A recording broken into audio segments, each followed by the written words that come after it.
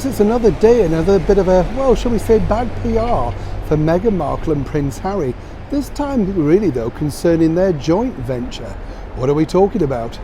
Hi, good morning, Neil Sean here in the very heart of London. Now today we're in a very special spot, let me tell you. This is just off Regent's Park, and the houses behind me here are a sort of a private enclave, as it were. And if you're mega rich, and we are talking mega rich, you know. Now before we had a bit of an exodus of, shall we say, some foreign visitors regarding Ukraine, a lot of them lived around here. And these sort of houses, a cheap one would be somewhere in the region of about 12 million. You get the picture. I know people are thinking, do you live there? No, I don't.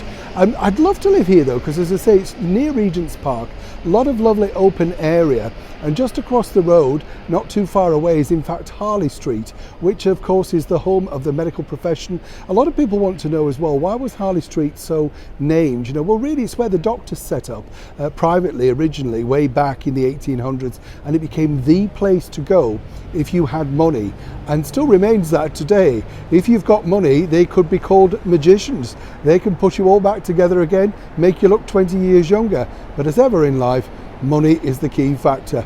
This is the theme of the story concerning Meghan and Harry. Let me explain. As we know, when Meghan Markle and Prince Harry both did deals with Penguin Random House, they were sort of, well, you know, kind of the biggest thing, wasn't it? You know, there was a bit of a shockwave through the publishing world, because as we know, publishing is slightly in decline. It picked up during the pandemic because people were bored and they started to download and read books for the very first time. And then of course we had the woke anti-backlash, didn't we, of things like the famous 5 books with Enid Blyton and stuff like that.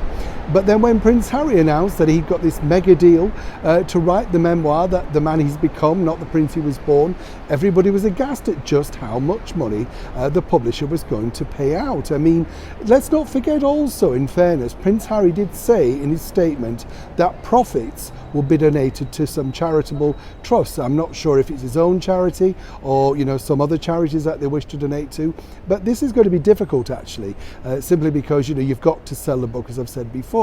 Rather difficult in these very inclement times, particularly now when an average hardback over here is 25 Great British pounds. That's a lot of money for a hardback book.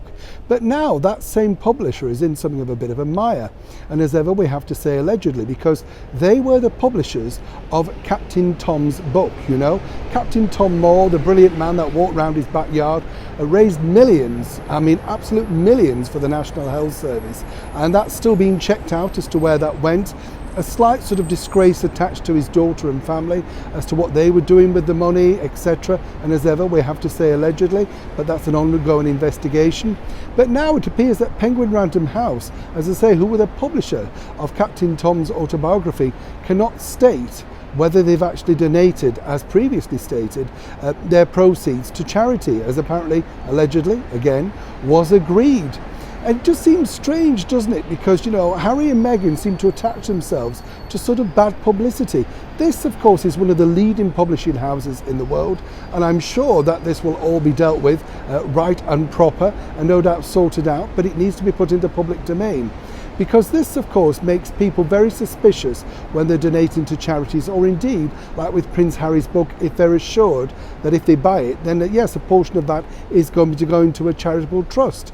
For now, though, you know, you couldn't really make this up. As we know, Prince Harry's delayed his book while they go through some legalities, and now it appears that his publisher, Penguin Random House, Transworld, whichever you want to call it, they're now, well, seemingly in a bit of a, shall we say, sticky wicket regarding the late and brilliant Captain Tom Moore.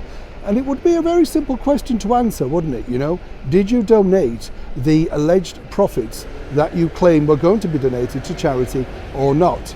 Definitely a page turner, definitely something that needs publishing, but for now, seemingly, Harry and Meghan's publishers are, well, reluctant to do so. As ever, when I know more, you'll know more. Neil Sean in Millionaire's Paradise, London.